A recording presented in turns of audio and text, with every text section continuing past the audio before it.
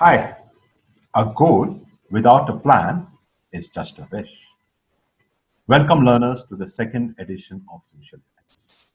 This is Shrikant Kanoi from Ethereal Celebration Management.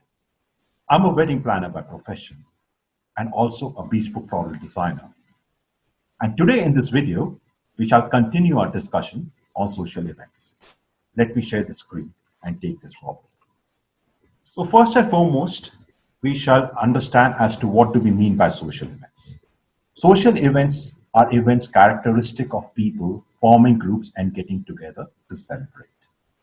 And what are the different types of social events? Birthdays, weddings, anniversaries, bridal showers, baby showers, reunions, family get-togethers, seasonal rituals, funeral rituals. These are a few. There are many more like the fundraising events and engagement parties, etc. We had also discussed in the last session as to what are the five elements of a good pitch. Number one, establish your authority up front.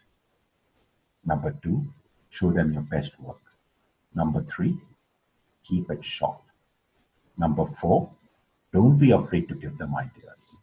And number five, keep it simple. Remember, by failing to prepare, you're preparing to fail. So, what are the 9 quick points one should remember when planning a party, specifically if it's a birthday or an anniversary? This is what we had discussed in the last session. Number one, set a date and time. Number two, choose a location. Number three, select a party theme. Number four, send out the invites. Number five, plan the menu. Number six, work on the decor. Number seven, close on the types of entertainment. Number eight, book the photographer. Number nine, buy the gifts and the return gifts. Now, what are the services which an event planner offers? They offer theme invites, venue management, food and beverages, including catering, theme cakes, theme decor, lighting, audio video, which includes the DJ, projector, live bands, etc. The artist and the entertainer, which could be the host, the game host, the clown, magician, jugglers, face painters, tattoo artists, tarot card readers, bangle makers, potters, etc. Games and activities, which could be indoor, outdoor, or game stalls, videographer and photographer, and the return gifts. What were the takeaways in the last session? Number one, be different and be unique. Number two, deliver on time. Number three, over deliver on your promise. And trust me, very soon clients will come looking for you. We also had a presentation as to how to prepare your company's presentation. What are the key things you must keep in mind when you're preparing a portfolio to show to your clients? To start with, it should have a company's logo. Number two, it should talk about the mission statement. Number three, the client reviews. Number four, your area of expertise. Number five, portfolio of the past work done by you. Number six, the services you offer. Number seven, list of your clients. Number eight, why a client should work with you. Number nine, your contact details. Keep this in mind when you're preparing your company's presentation. Now let's move forward to the other types of social events, and let us start with reunions.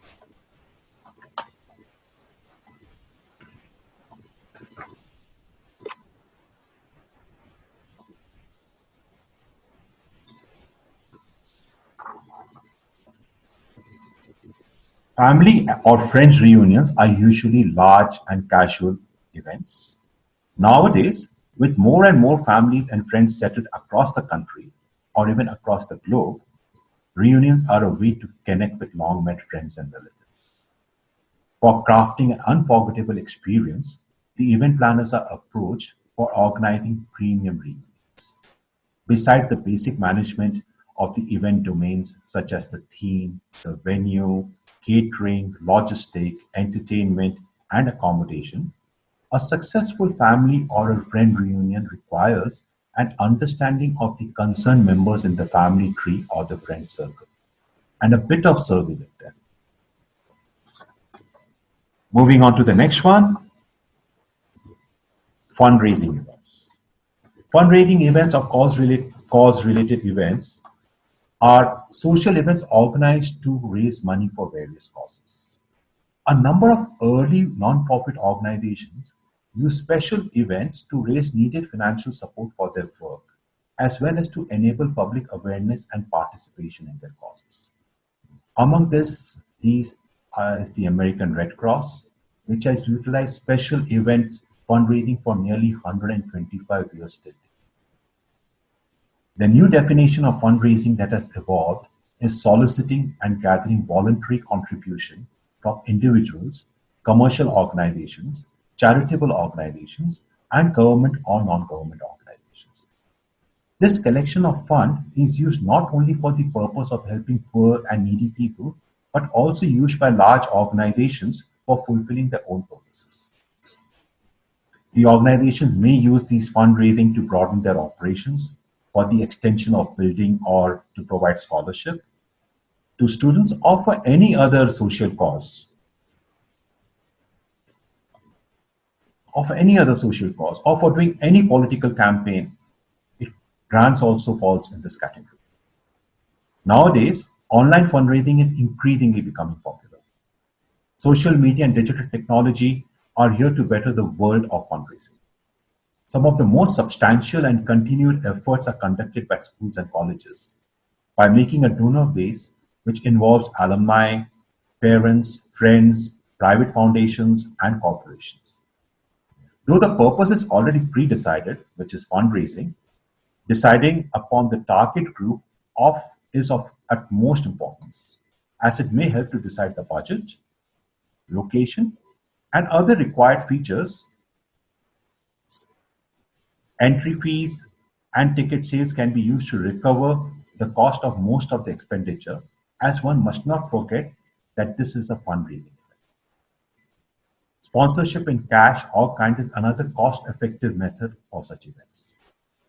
Here the cause emphasizes the need for good advertising too, because the better the cause is publicized, the larger the number of audience that can be expected, which will help in fulfilling the objective of the fundraising. As part of the fundraising effort, there must be a host committee or a chairperson who is responsible for contributing substantial amounts to the event and encouraging others to do the same. Moving on to the next kind of a social event, the bridal showers. First of all, what happens at a bridal shower? Or what is a bridal shower? It is a fantastic way to officially celebrate a bride-to-be. Not only is it one of the first pre-wedding events where the friends and the families from both sides get together to meet each other, it also filled with fun, decor, snacks, gifts, and games, and it's the perfect excuse to get fancy. How did this bridal shower originate? A bridal shower is a gift-giving party held for a bride-to-be in anticipation of a wedding. The custom of the bridal shower is said to have grown out of the earlier dowry practices, when a poor woman's family might not have had the money to pay the dowry for her, or when a father refused to give his daughter her dowry because he did not approve of the marriage. In such situations, friends of the woman would gather together and bring gifts that would compensate for the dowry and allow her to marry the man of her choice. The history of the custom is rooted not necessarily for provision of goods for the upcoming matrimonial home, but to provide goods and financial assistance to ensure the wedding may take place. And what happens at the bridal shower? Traditionally, a bridal shower is an all-female celebration for the bride, her friends, and the bridesmaids, and close female relatives from both sides of the family, such as the grandmothers, aunt, and cousins. Hosting the bridal shower normally falls to one or more close friends of the bride. Close family members traditionally did not host bridal showers. However, it has now become commonplace for mother of the bride and groom or other members of the family to host or contribute to the. Some organizations, such as social clubs, they organize these bridal showers for every member who's getting married. Guests are chosen from among the bride's personal friends, family, and other well wishers. Activities usually include eating, playing games, and time for guests to mingle with each other. And the main event is when you shower and spoil the bride. Many bridal showers are theme based and are to reflect the bride's interest, whether that means a vintage style tea party or a tropical island themed decor. You can evolve the decor and the theme based on what the client is and her fancies. Many bridal showers are themed to reflect the bride's interest, whether that means a vintage style tea party or a tropical island themed decor. In India, Mehndi is a bridal centric pre wedding event where the bride's female friends and family gather to prepare the bride for the wedding. In this event, the bride and many invitees put traditional henna tattoos, which is the Mehndi, and that's why it's called the Mehndi ceremony. Though to be frank, nowadays, Mehndi and bridal showers are two separate events. Now I will show you a setup which we had done for a Mehndi ceremony. This setup was done at the would-be bride's residence, where we used a central tree as a prop, and to that we hung tassels and marigold to bring in the vibrancy and the zing. And the bride-to-be is bringing in the glamour quotient. You can also see the beautifully done up chula at the side. Now, chula is normally one of the main prop as it seats the most important person, the guest of honor, and that's a bride-to-be. Around the chula, you would normally find all the traditional paraphernalia which is used for the function. And since this is going to be the cynosure of all eyes, ensure that this stands out in itself.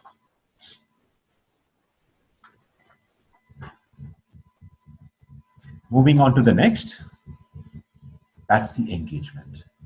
Now, engagement party is the first official celebration to announce the upcoming of nuptials. As per the tradition, the bride's parents are the host of this official celebration. However, nowadays, parents of both sides may co-host the event. Many a times the couple themselves throw the engagement party. Depending on the families of both sides, the event can be confined to immediate family members and close friends or could be organized as a big affair. Moreover, a family may host multiple engagement celebrations as nowadays the friend and family members are spread all across the country and also across the globe. And they may not want the guest to travel again. Sometimes the guest list of the engagement party is determined by the guest list for the wedding party. The celebration does not call for an elaborate five-course meal, and a casual spread or a buffet more than works. The sitting arrangement in such celebrations requires special attention because everyone wants to see the special moment. Usually, the decor at the engagement party is kept low theme so as not to outdo the wedding. And for the decor, sometimes a series of themes is taken which can be same for the engagement and the wedding or can be totally different. This depends again on the client wishes.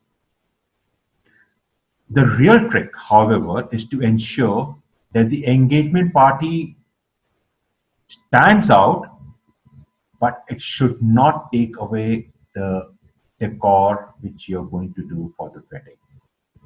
It should not at any point of time upstage the wedding which is to come up in the future.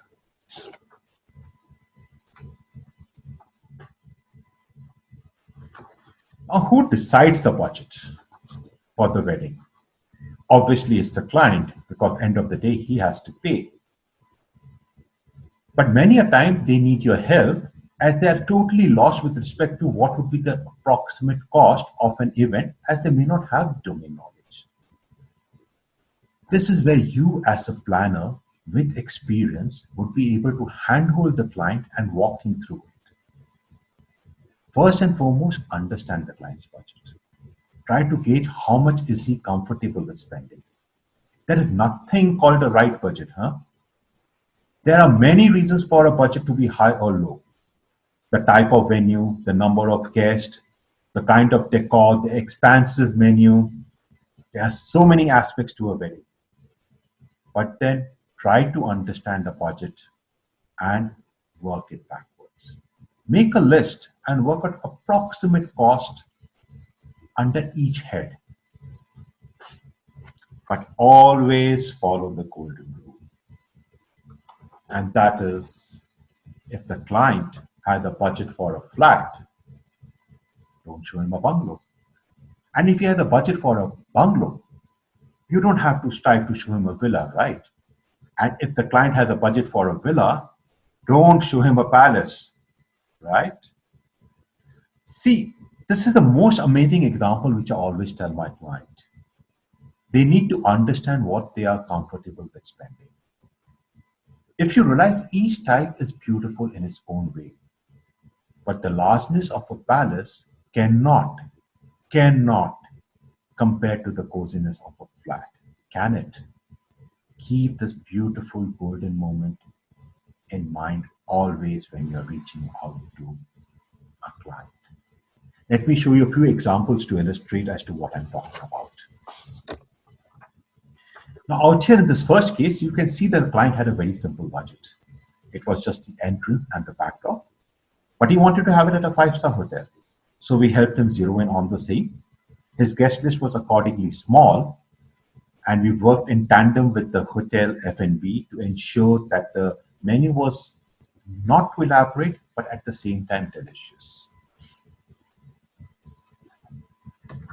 You can see that the number of guests were very small.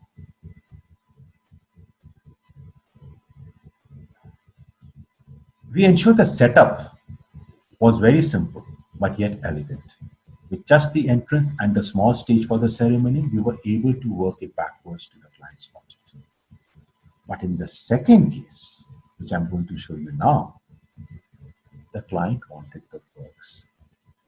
Some people look for a beautiful place, whereas others, like you and me, we make the place beautiful.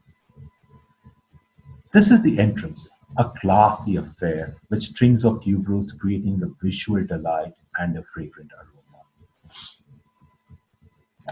And this, what you see out here, is the photo of it.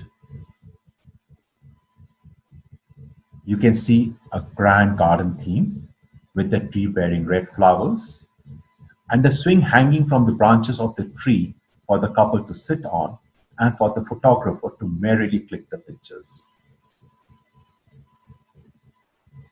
And out here what you see is a what do I call it, installation which is 12 feet high with chandeliers and flowers, creating a dramatic and a total wholesome and a wowsome feel. And this is a grandiose structure again at the entrance with flowers everywhere, creating a big, large magnum effect. These are setups which one may use as a backdrop to a wedding decor or a stage. But this gentleman, he wanted to make a statement and he wanted to go all out. And what a way to go about it. And this is yet another installation at the entrance, what I call a chest full of flowers. A lot of different varieties of imported blooms snugged in a chest with vases around it, creating a beautiful, lovely look. So these were just a few setups at the entrance only. We are not even going to take a peek inside where there was a grand stage for the Bollywood artist performance. Yes, they are called in Bollywood artist for the event. The menu too was very, very extensive. And the photography team, they were also flown in and the logistics arranged. The stage, the sound, the lighting, the decor, everything was top notch. But we had to keep one thing in mind, that though this remains an event with a high recall value, at no point of time should it upstage the upcoming wedding. So you see how the budget works. If a client has a low budget, you should not scare the client away and ensure that he gets value for what he's willing to spend. And at the same time, those clients for which budget is not an issue, who want to make a statement, they should get the best of everything so as to create the look and the feel which the client wants to portray. Moving on to the next, we are now looking at baby showers.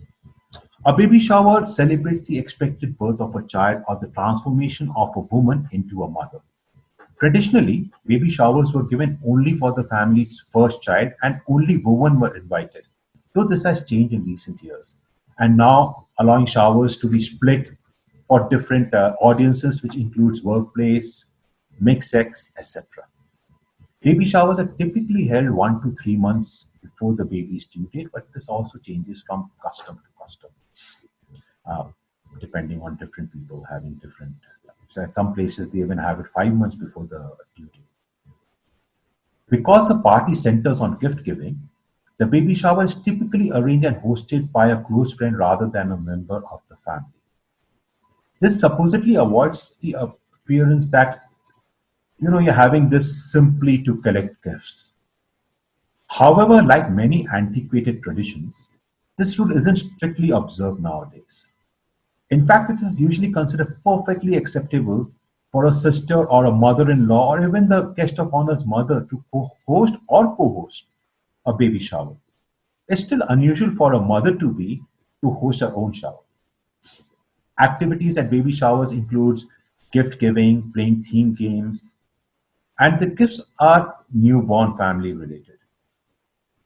Typical gifts relates to diapers, blankets, baby bottles, clothes, toys, prams, books on babies, memory books, etc. etc.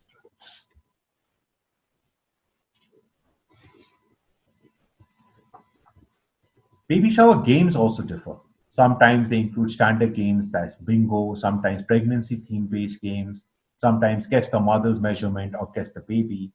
These games are held to let the close friends attending the shower bond with the mother and enable the new family to say thank you ahead of time, figuring out who is willing and able to spend or help them with the challenges of bringing up a child. Should you have a baby shower for a second child or even further down? Well, every pregnancy deserves celebrations, undoubtedly. But since the true purpose of a baby shower is helping new parents acquire cares and supplies, it's probably not necessary to host one for a second or the third child. Instead, consider throwing a baby shower designed to make life more simpler for the parents, like have a stock of freezer baby shower or mom and dad shower with gifts like movie passes and promises of babysitting.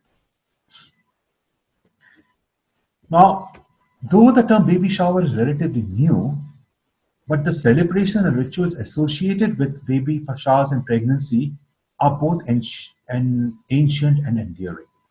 In Hindu traditions, they are called by different names. In northern India, it's called God Bharai. In western India, it's Dohal Jeevan, Simant, or Kholo Bhariyo. In eastern India, it's Sadroshi. In southern India, it's Simantham or Valaikappu or Puchutal, Kubasa, Bayake, Pulikuddi or Vayatu Pongala. But you need to excuse me, I may have got the pronunciations wrong. Now, moving on to the next category of social events, the cultural and religious festivals of India. India is famous for celebrating different types of festivals. It's a country with loads and loads of festivals. A country with diverse religious and cultural background. India as a nation gets to celebrate festivals of different types, tastes, and colors that what makes festivities in this country so special to experience. Some of the cultural and religious festivals in India I believe one has to experience is number one, Makar Sankranti and Pongal. Celebrated in the second week of January, Makar Sankranti and Pongal signifies the end of the harvesting season in the country when farmers put down their tools and come together in joy and harmony. The Sankranti festivals are marked in different ways across North India, such as through kite flying in Gujarat and parts of Rajasthan. And Pongal is a 4 day long cultural festival primarily celebrated in Tamil Nadu when people pray for abundance in wealth and health. Next comes Holi, one of the most colorful festivals celebrated in the world, especially in India. Holi is representative of India's essence and vibrancy. The beautiful cultural festival, celebrated with color and water in the month of March, is a special festival marked all across the country. Celebrated across 2 days, the night before the color playing, families and friends gather to burn a bonfire to commemorate the sacrifice of Holika, and the next day, people come out and play with colors and water in the spirit of joy. Among the most famous places to celebrate Holi in India are Mathura, Vrindavan, Dwarka, and the Kumaon region of Uttarakhand. Next comes Easter, a very special, and an auspicious day for Christmas. Easter Sunday is celebrated in April to mark the resurrection of Jesus Christ upon his death on Good Friday. The day holds a lot of religious importance for the Christians and is celebrated with great fervor. Goa and Kerala are the best places to celebrate Easter in India. Coming to Mahashivratri, the biggest day in a Hindu calendar year, is celebrated on the 14th and 15th of February as the day Lord Shiva married Goddess Parvati. The festivities are marked with all-day fasting and all-night vigils through singing and dancing.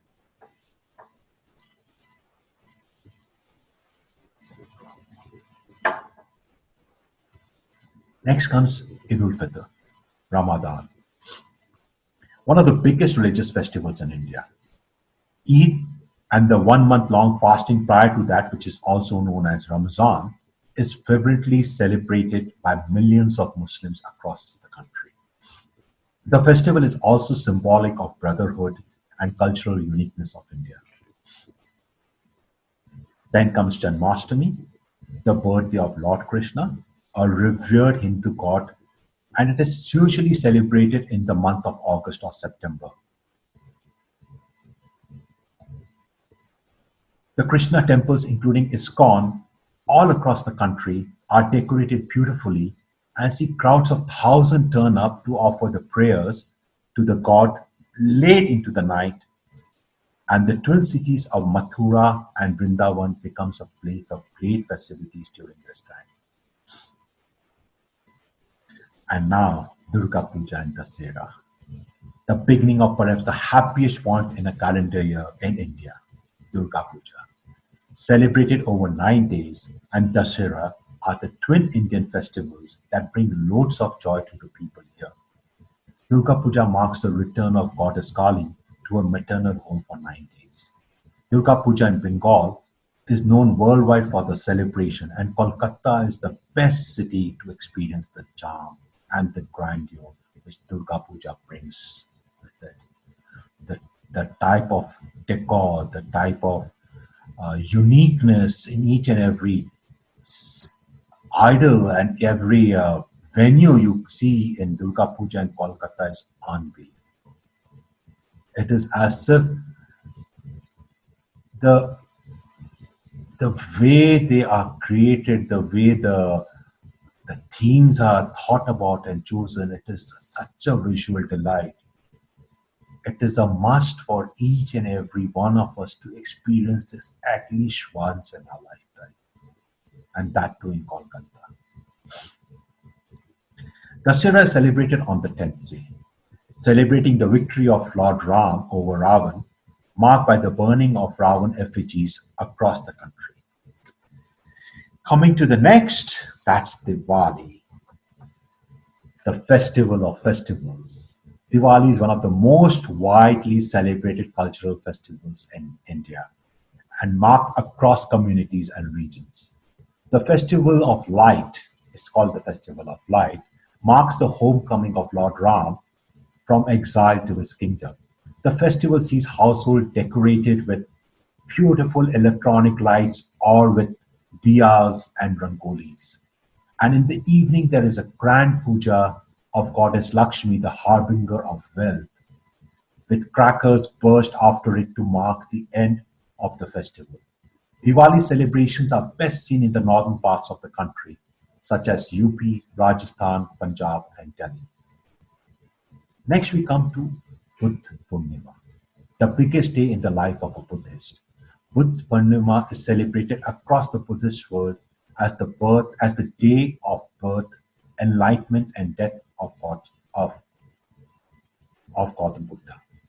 India, the land of Gautam Buddha, and celebrates his life and teaching, and it is across the Buddhist temples.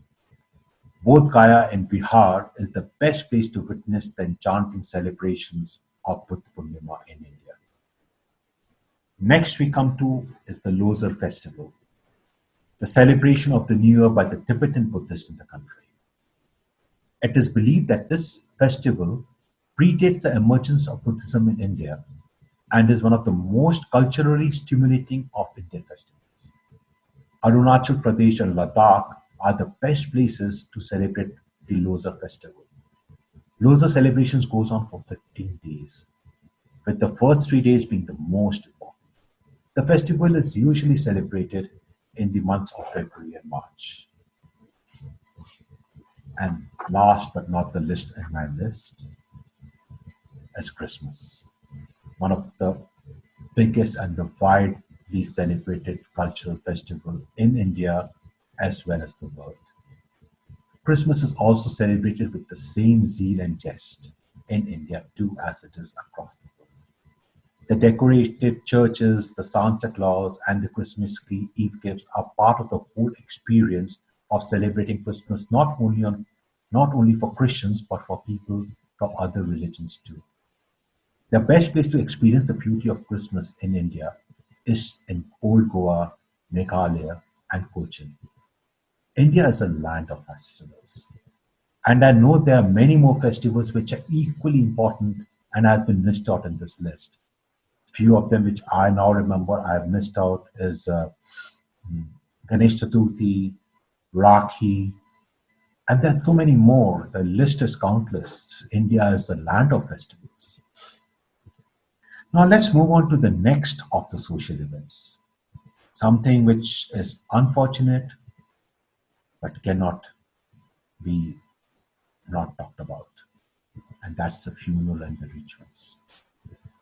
A funeral service is a service held to memorialize a deceased person with their body present. A funeral service most often is conducted within a week of the death occurring. It can refer to a traditional graveyard burial service, or it can start with the chants or mantras which are special to be chanted at funerals. There will be a priest who also presides over all Hindu funeral rites, driving the family and different grievers in the different Hindu demise ceremonies. There are basically three types of funeral services. One which is of immediate disposition, which means a direct method of disposition of the dead human remains either by way of an immediate burial or by immediate cremation.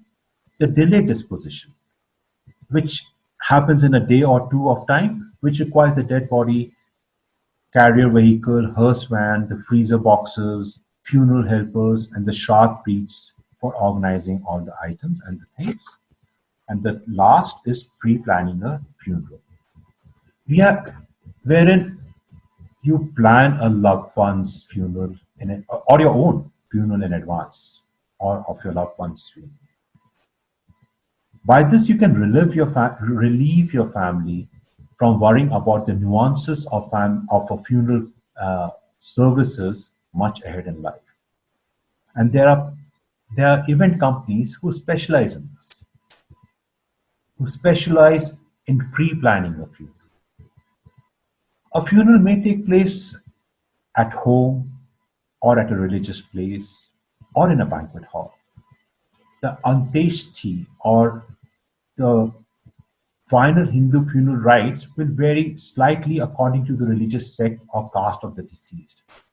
The rites have customs that take place around the body, including the covering of the body with flowers, a lamp placed at the head of the body, and incense is burned in the room.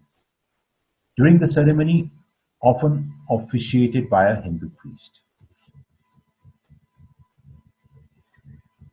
Now, there's a difference between a memorial service and a funeral service. A memorial service is a service held to memorialize a deceased person with their body not present, whereas a funeral service is a service held to memorialize a deceased person with their body present. Many people mistake and they are not even aware of this difference. And what is the role of a planner in this? A planner provides an end-to-end solution for post-death related rites, which includes the hearse vans, the crematorium services, coordinating a priest, arranging for a prayer hall, getting the stage decorated, the flowers and the paraphernalia for the same, the artist for the hymns and the bhajans, and also to arrange for the death certificate. Now, with this, we come to the end of our second session on social events. Please feel free to contact me in case you have any questions. My numbers have been displayed on many of the slides. And before I sign off, always remember productivity is never an accident. Productivity is never an accident. It is always the result of a commitment to excellence, intelligent planning, and focused efforts. And as Albert Einstein once said, plans are nothing, planning is everything. Thank you. Have a lovely day.